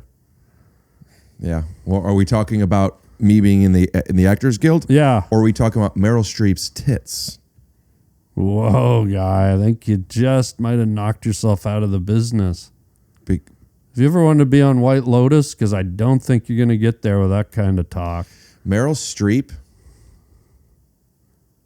No thanks, I'm busy. Anne Hathaway. I'm busy again. Goldie Hawn. Really busy. All right. How about these names? Ben Affleck. Booked up for the rest of my life. Interesting. We'll bleep this one, okay? Okay. Christopher Titus. Meningitis? Well, do we bleep that too?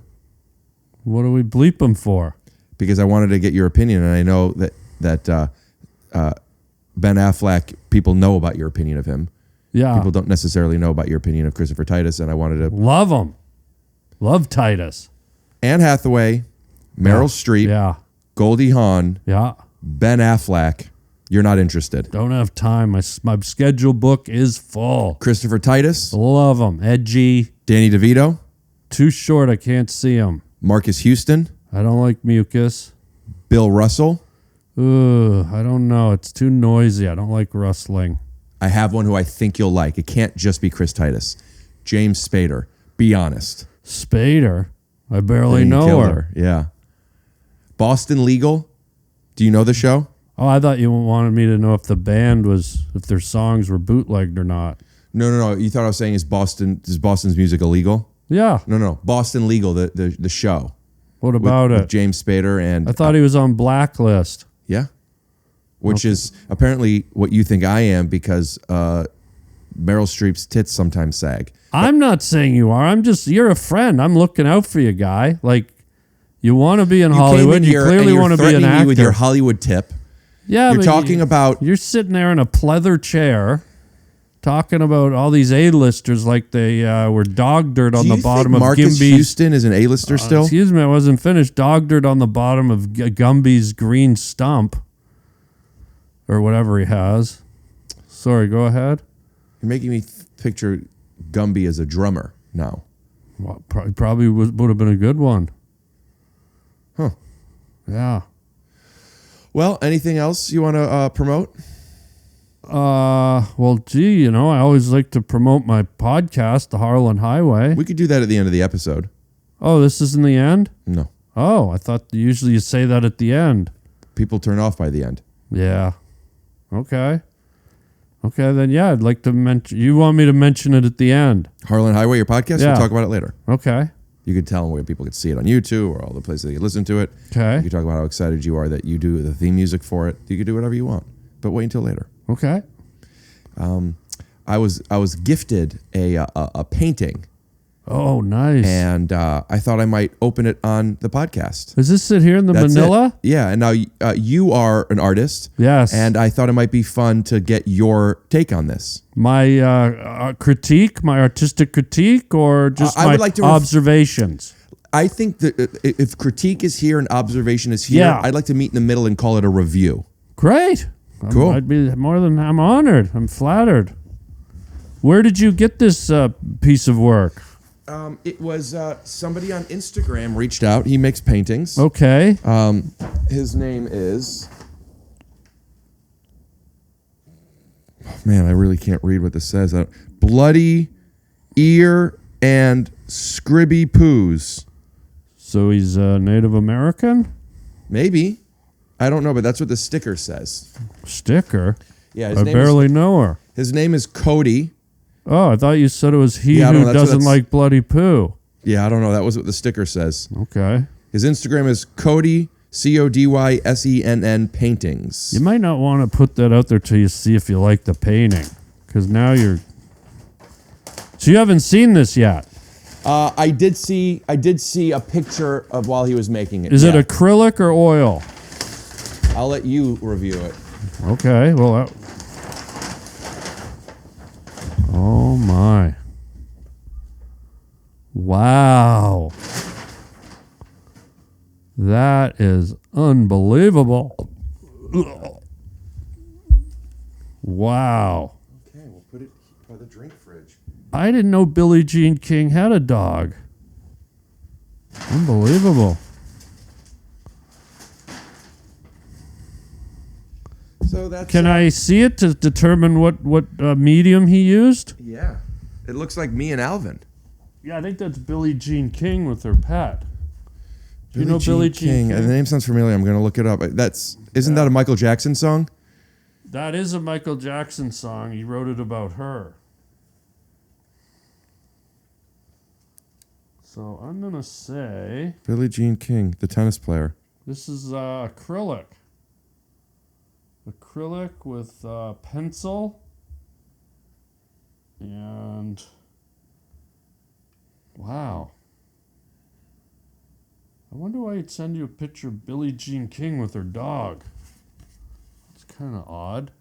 Are you a tennis guy? In most Canadian provinces, high school typically ends at grade 12, not grade 13, although Ontario used to have a grade 13 program, which was phased out in 2003. Right, but I'm a kid from the 70s, so my my high school years was grade 13 for 200. Are you a tennis nut or something? Why would this guy do a portrait of her? Does that look like Billie Jean King more than it looks like me to you? Oh, that's you? Yeah, I think that looks like me. Oh my God, I'm so sorry. Oh my God. That's cool. She is. He is. Thank you for this painting. Yeah. I wonder where I'll put it. Probably over your bed, I would think. Yeah. You know, in California especially, although I don't like to do it anywhere, or in places where there's some more tectonic movement, they say it's best to not hang things behind your bed. Oh, I meant over your bed, so you could stare up at yourself. Yeah, even scarier, I think, because if it falls, but that's no glass, so. Well, it'd just be you falling on you. What, are you afraid of yourself? No, I don't think I am. Well, then that could fall on you. It'd be like punching yourself. Relax, guy. Something to think about. Yeah. Do you have any paintings you want to show me? Not with me. I don't. Well, I didn't bring a painting. You sometimes do on your hats or shirts. Yes. You could go to my website, harbling.com. Spelled just like it sounds. Harbling.com and see all my hand-drawn shirts. Now, why'd you do it Harbling? Is that your alter ego? That's your just, alter ego? I wanted a cool, website like .com. And Harbling, Har is my name, Harland, and bling is like merchandise. So Harbling. And it's harbling.com, org, gov. You have all three, or all you're three. saying it's just you need those 9 letters at the No, end? it's all 3. It's harbling dot. You're like, you know what? I'm at GoDaddy, which you get probably thrown off because of your relationship with your father. Right. And you're just thinking, you know what? Let me just, so I don't have to come back. I'll buy the org, I'll buy the com, right. And I'll buy the, what is it? Gov, org, and they're all together. No, I didn't know that you could buy govs, but I also didn't know I you did. couldn't. And you can stick them all together so then people don't have to waste time looking for one. They just type in, most of you type in .com, but mine you type in .gov, org, com, and then you don't have to worry about searching around. Now, are you saying you could go to harbling.com or harbling.gov or harbling? No. Harbling.org, govcom. You have to do org-govcom. Yeah, That's just to save time. Okay, that's more, okay. Pretty clever, huh? If you had .com, org, and gov, you could have gov and org redirect to com. I know, but gov and org, now it sounds like I have a family of cave people. Gov.org? Well, gov and org, these are cavemen names. Org, I see what you're saying. Gov. I don't see what you're saying Even with com. gov.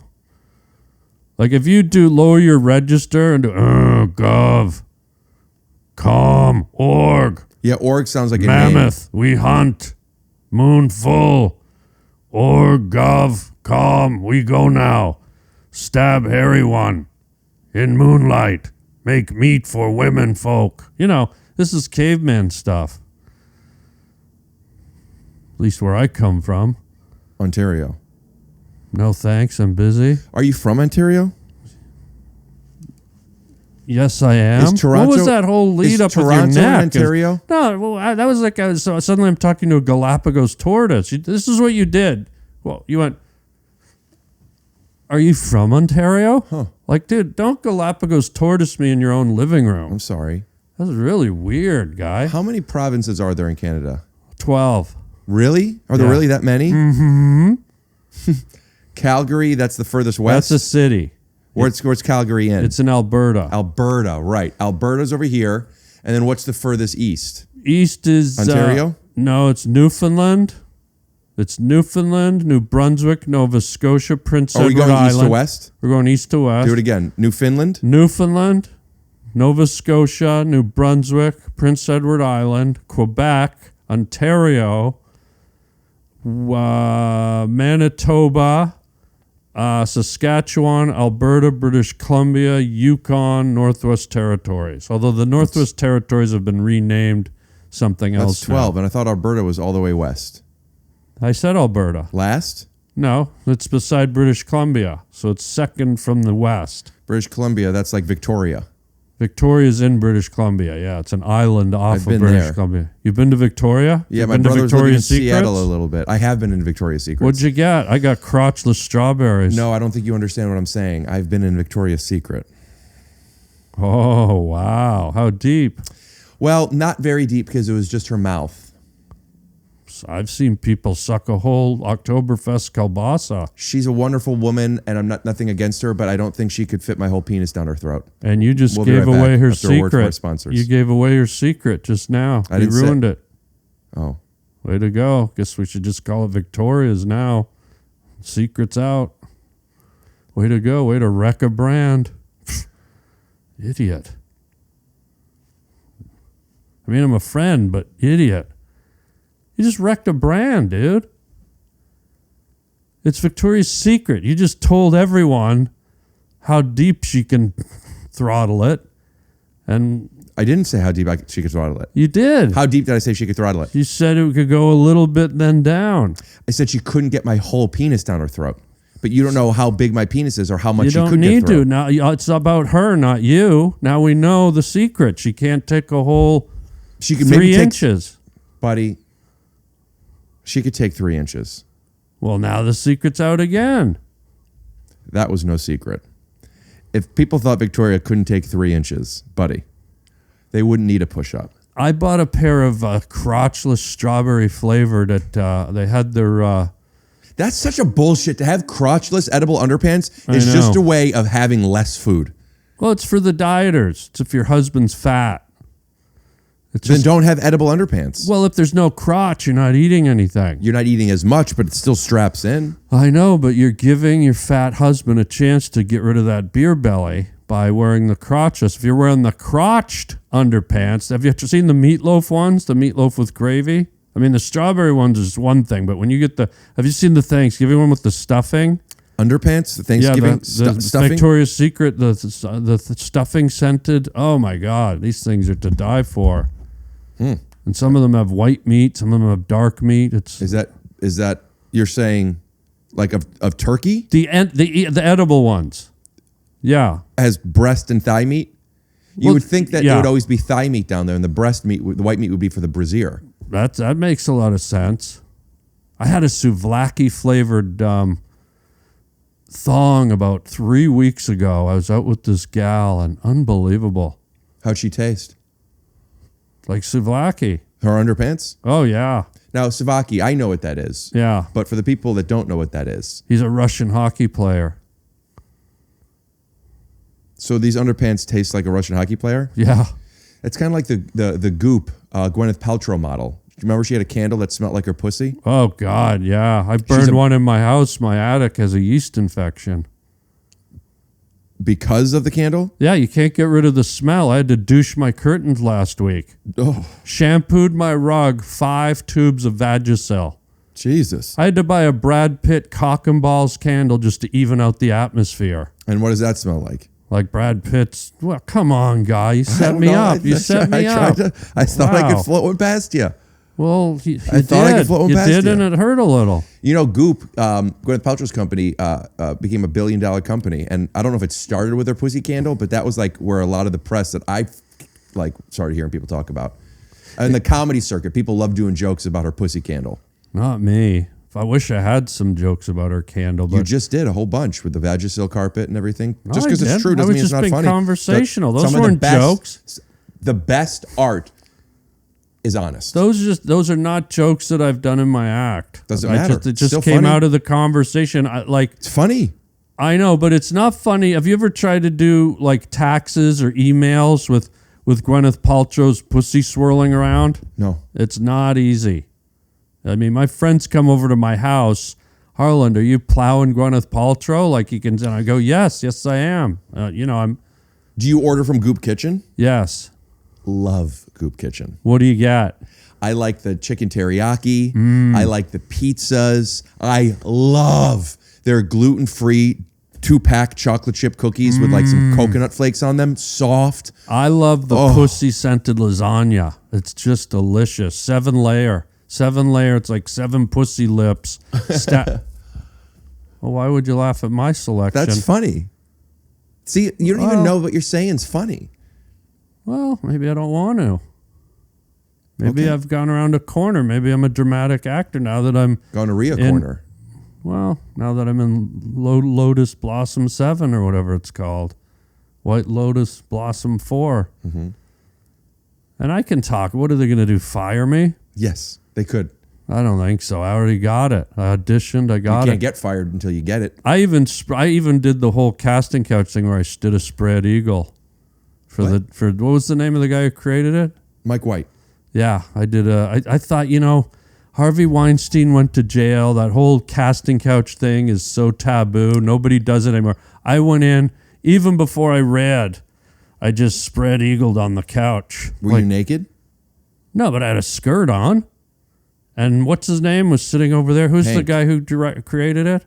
Mike White. Mike White's sitting right there. And even before I said Hank's first line, like the one-eyed Cyclops is just like staring right in his eyes. What are you doing? I'm just listening to you. I thought I say licking your lips. I was just listening. Or licking my lips. Maybe my. But lips anyways, just a little dry. like if people don't think this acting method works, like I even put my leg up over the ow. You okay? No, I'm just. Well, don't hurt yourself. I'll throw Don't keep my going. leg up over the, and then you do a spread eagle. And I'm not saying this is what got me on White Lotus 4, but I'm gonna say it probably didn't hurt. Right. I mean, when Bob White, what's the guy's name who created it? You know his name at this point. You have to. But anyways, when you're sitting across from You said it first. when you're sitting across from a producer director, and you're showing Well, I mean, I'm sitting across from a producer director now. when you're showing the Baconator, even before you read your first line. Do you remember that what we did earlier? Try it again, my trigger line. Sure. He's such an animal. I want him dead. Really? You want him dead? Life's a funny thing, isn't it? You want him dead tonight? Or do you want him dead by sunrise? What's your room number? Right? And how do you not get cast? And I'm not supposed to say anything, but so I'll do a spread eagle to get a part like any time. It's a competitive town. If I got a spread eagle to get a guest on ER, if I have to spread eagle to get in a Will Ferrell movie, I'll spread eagle like Salvador Dali sucking a limp watch off of Liberace's wrist. Salvador Dali has he likes to paint melted clocks. Why do you think that is? Probably because his thermostat's broken. It all comes from somewhere, doesn't it? Yeah, Do you like his mustache? I do. It's a handlebar mustache. I'd like to sit on his face and ride him to an art gallery and make him look at Picasso till he puked. Why would he puke? Because he hates his work. He hates Picasso's work. Dali hated I Picasso didn't with know a that. passion. Yeah. That would be a great show.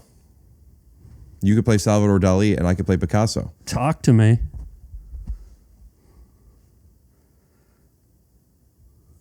All right, well, is there anything you want to plug? You bet there is.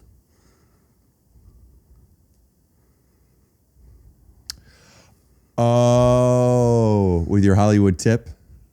You know, dude, I'd like to plug my podcast, The Harland Highway. Sure. Do it. You've been on it a few times, graciously. You could say that again. You're always fantastic. I want to have you back on soon, like in 2027, and just, catch up. Isn't that what the baby tomato heard his mother tomato say to him? What? Well, the baby tomato was lagging behind. Right. And the mother tomato wanted the baby tomato to catch up. Right. Pulp Fiction. It's the joke from the movie Pulp Fiction. When Travolta's dropping her off after they've been out and they had the thing, and she tells the joke just before she turns to go in the house. What's this? Sometimes when my beard length is not too long to where it falls, but long enough to where it like there's something there, like a ghost. Like it's like you could feel it.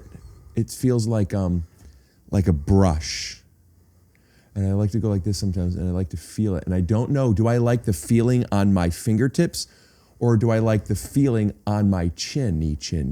You know what the best way is to let your audience decide by making circular motions on your microphone where they can hear it.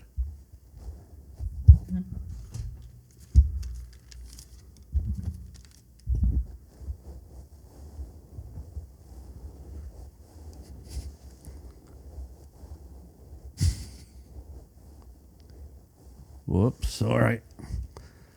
Well, all right. Buddy, thanks for having me. Yeah. May 9th in Toronto, you could check out the screening of Wingman. Tickets will be in the description. If you want to check out some of Arlen's artwork, which you could actually wear, go to harbling.com. Harlan is also doing comedy shows, but he doesn't have any dates up anywhere right now. Yeah, I do at harlandwilliams.com. Oh. I have my whole tour schedule. Perfect. Yeah, I'm going all over Canada and the U.S. Amazing. Yeah, and I'm doing the Killers of Kill Tony tour. Fantastic. And then my own tour and a bunch of theaters. And dude, yeah, so harlandwilliams.com. You're a busy man. I'm a busy little boy. Are you going to do any comedy tour with Jamie Kennedy once the movie, we're calling it the Wingman Weekend. Jamie's WMW. coming to Toronto May 8th. We're doing a stand-up show at the Royal Theatre in Toronto. Ooh. And then the first 150 people that come to the show get a ticket. Free bunch of crunch. Get a free ticket to the screening the next night on May 9th of Wingman. Look for that. How many people could sit at that screening? I think it's 250. So you're putting most of the people there will have seen you do stand up the night before. Big chunk of them, hopefully, yeah. Cool. Because that way we know they're hardcore fans, and they'll be excited to see my movie, the Wingman Which will be movie. the first time you're going to see people watch it. It's the first time I'm going to see it I've seen the people at the post-production house have watched it. Right. 2 people I've watched it with, but they're working on it. So it'll be my first time with a crowd. Harlan, I'm really excited to see it. I thank you. I hope, I want you to see it, and I'm going to try and set up a screening here in LA. Okay. And you're obviously invited. I would love you to see it. Cool. Yeah, that would be amazing. Well, congrats on almost finishing a Thank movie you. that you wrote, acted in, directed, and edited. Yeah. For, if I'm not mistaken, 1/8 of the budget of Rocket Man. Yeah, Rocket Man was about $35 million. 16. 16? Yeah. Oh, I thought it was more than that. Well, that's because you were underpaid. Darn it. Because the way it came together, it looked like a $30+ million I thought they told me it was a $35 million budget. Maybe that's including Sure promotion? felt like 35. What do you mean? Well, we shot for 3 months, like high-end, like sets, locations. But that was a while ago, where 16 million was maybe worth 35. Okay. Is that what it said, 16? That's what it said. Oh. But that was Wikipedia, so. Yeah, I think it might have been closer to 35 is what I was told. But doesn't matter to me as long as it gets made. You're riding down the Harland Highway. Harland, thanks for coming on again. Thanks, I buddy. Love you, bud. Have Love a great you. tours. Thank you so much. Happy holidays. No, that's the Harland Williams. That's the Harland Highway theme music. Put on. Thank you. Scoop Yes, that's our song. Okay. Blabbity Take a photo. Okay. Title card. Scoop dee. Is it bad that I spread eagled on your podcast? That's gonna help my numbers, but I don't know how you're gonna feel about it.